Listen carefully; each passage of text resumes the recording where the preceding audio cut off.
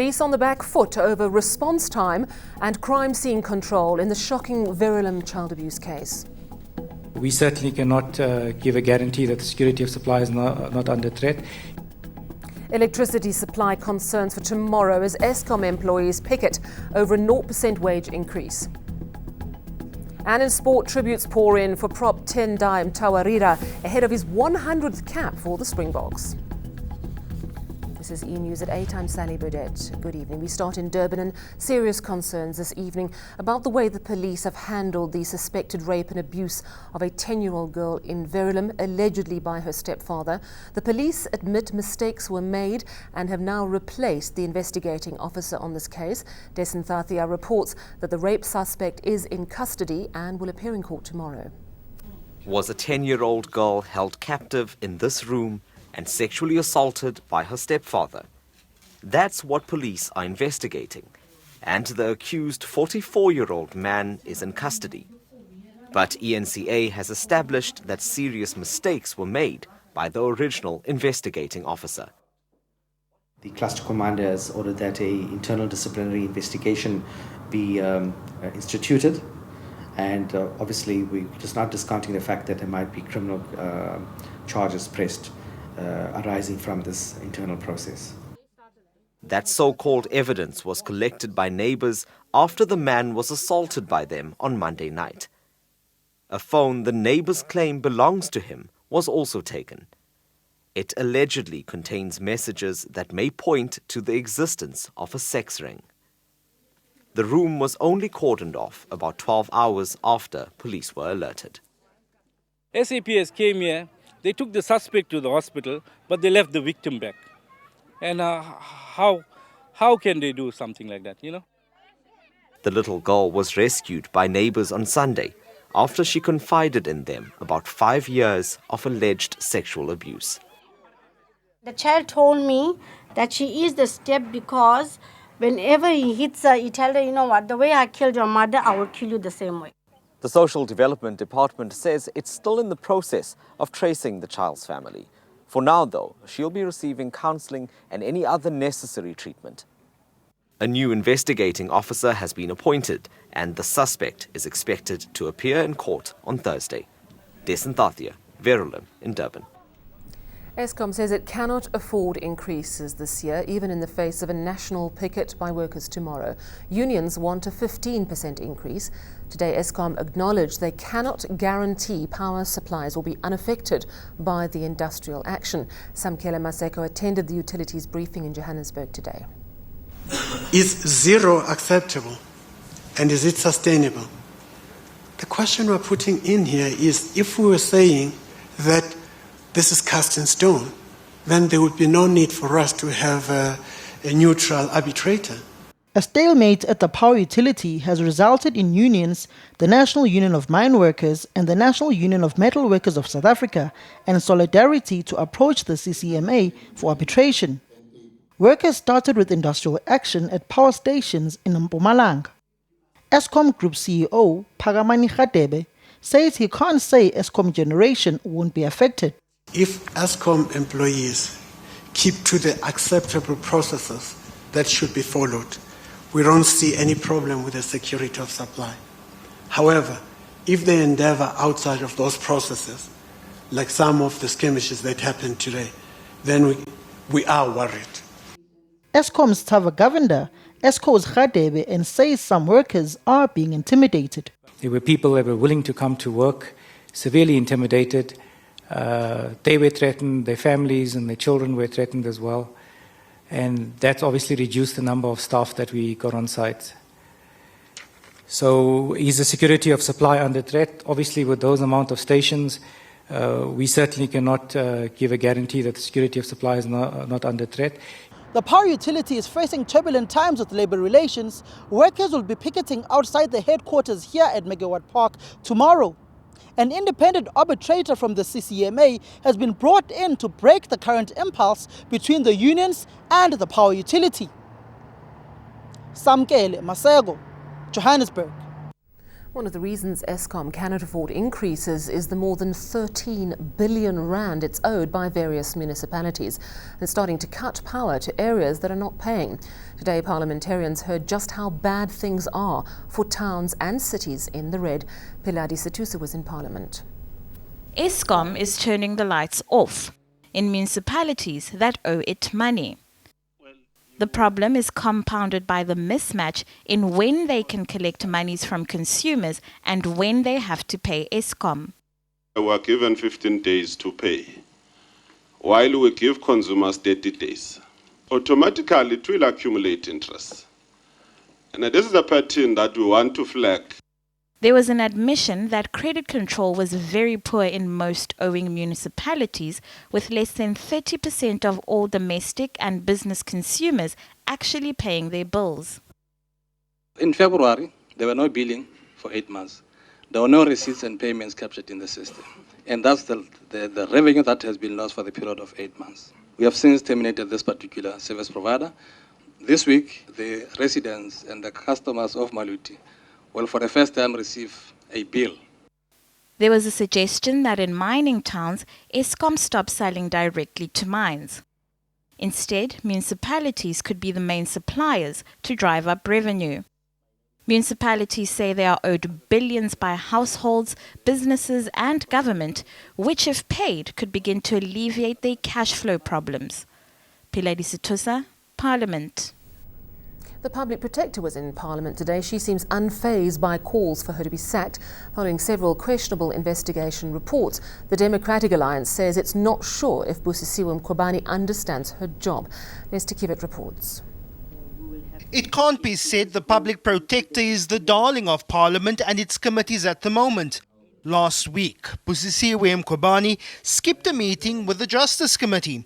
She said it was because of a family emergency, but was criticised for not sending her deputy. So for me, I took it's that responsibility is not delegated to the Deputy Public Protector. Hence, I wanted to come myself. Mkhwebane is not bothered that some opposition parties are calling for a parliamentary inquiry to determine whether she's suited to the job. We've got a democracy in South Africa, and it's a vibrant democracy, and it shows that our democracy is very vibrant. So the deliberations will take place with the members of the committee. The DA is calling for Mkhwebane to be removed. It's your deliberation. It's not a deliberation I need to be a part of or anybody else. It's your committee's deliberation. And I'm not usurping those powers. But I would say there's no harm in doing it. I think that we would be protecting ourselves from the charge that we've been derelict in our duty in terms of exercising oversight and accountability. But the committee says before making a decision, it wants Mkhwebane to defend herself.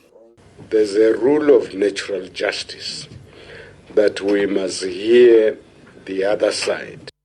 The committee will schedule a meeting to hear out Mkhwebane and decide on her fate. Lester Kivet, Parliament. Police were also in Parliament today reporting on this year's spike in cash and transit heists. Figures for the first 5 months of this year are almost as high as the entire 2016-2017 year. But police are confident they will turn the tide.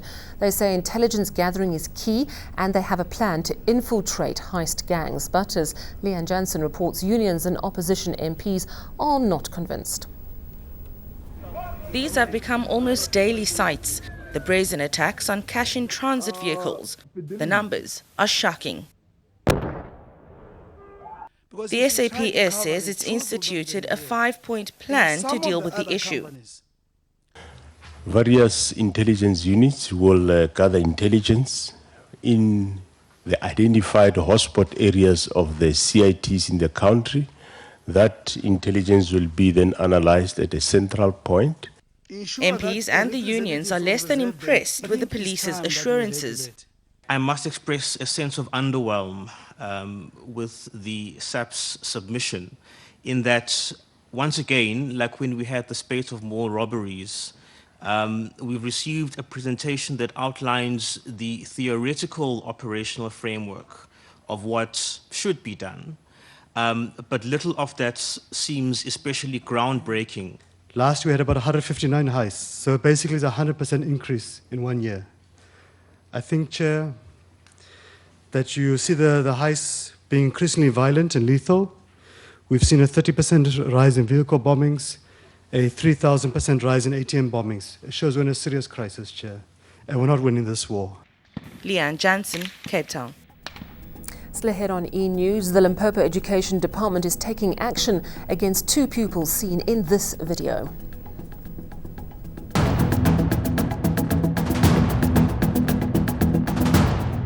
The Optimum coal mine workers have not been paid since April. Workers have been protesting at the Gupta-owned mine and they're now planning a shutdown. Union representatives say a letter from management assuring workers they'll be paid next week cannot be trusted. They are very angry about the letter because the letter doesn't tell them anything. I think someone is busy playing games with these poor employees. First of all, they are saying on or about the 20th. There's no guarantee that they will get their payments on the 20th of June. And you ask yourself, why was a promise made earlier on that they will be paid today? And then later on, there's now a shift of goalposts that they will only be paid next week, which is clear that someone is busy sitting wherever he's sitting, playing with the poor employees here. Because these people haven't been paid since April. The last time they get payment, it was in April. Yet another video showing 3 pupils fighting has gone viral on social media, once again casting the spotlight on violence in schools. Today, the Limpopo Education Department verified the authenticity of the video and where it comes from. Now, please be warned, the story does contain graphic images. Limpopo education authorities have condemned this 21-second clip, which shows one pupil grabbing a classmate by her hair while a second kicks her from behind. It is not a teacher as originally thought. Now, it's not yet clear what led to this altercation, but the department says the victim was assaulted outside her home after school. The pupils attend a school in Seshego in Polokwane, Limpopo. The department says the pupils will face disciplinary action. Rival groups in the towing industry are accusing the Automobile Association of being bullies. They say the AA is keeping its towing rates low in a bid to edge out smaller companies. Now, the AA denies this and has called on government to regulate the industry. Linda Kuhle-Xulu has the story. Sorry, don't interrupt me. I'm not interrupting you. Give me the respect. What was supposed to be a meeting focused on better customer service turned into a squabble between the Automobile Association and several other groups in the towing industry. A group of associations is accusing the AA of manipulating prices in order to make smaller competitors unsustainable. They've gone into a deal that's bad for towers. They are using their dominant position in the market to suppress prices and rates, and what that does, it means that black towers, white towers across the country are going to earn less. The rival associations are saying the AA is not only suppressing prices but is also not serious about transformation. And despite being competitors, they say they'll fight together to ensure their survival. When it comes down to the fundamentals, we all stand shoulder to shoulder. The fundamentals are transformation and sustainability, and you can't transform an unsustainable industry. But AA says the problem lies in the industry remaining unregulated. CEO Collins Khumalo denies trying to suppress prices. Based on our work, and our work includes actuarial valuations as to what's the cost of a truck, what's the cost of running a truck, what's the cost of fuel, what's the cost of diesel, and putting all of those costs together, we then come up with a price. Khumalo says government intervention would help solve the issues in the industry. The smaller groups are calling for a boycott of the AA. They've refused to work with the association until an agreement on pricing can be reached. Linda Kuhle-Xulu, Johannesburg.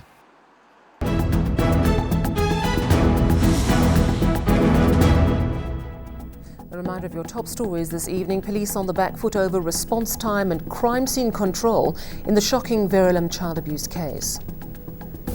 Electricity supply concerns for tomorrow as Eskom employees picket over a 0% wage increase. And finally, as football fans gear up for the start of the World Cup in Russia tomorrow, an international competition of a different kind has been taking place in France. It involves saucisson, a special type of dry cured sausage. Over 200 samples from 13 countries were tasted and awarded prizes in several different categories. Fillings range from pork and duck to horse, even kangaroo. The different entrants were judged on a variety of strict criteria, including the amount of salt, the smell, the texture and the overall pleasure of eating the saucisson. The winners of the sausage event will be officially announced on June the 21st. Saucisson? Just drew a horse with a fancy name, I reckon. And that's the news from me and the team. Take care and good night.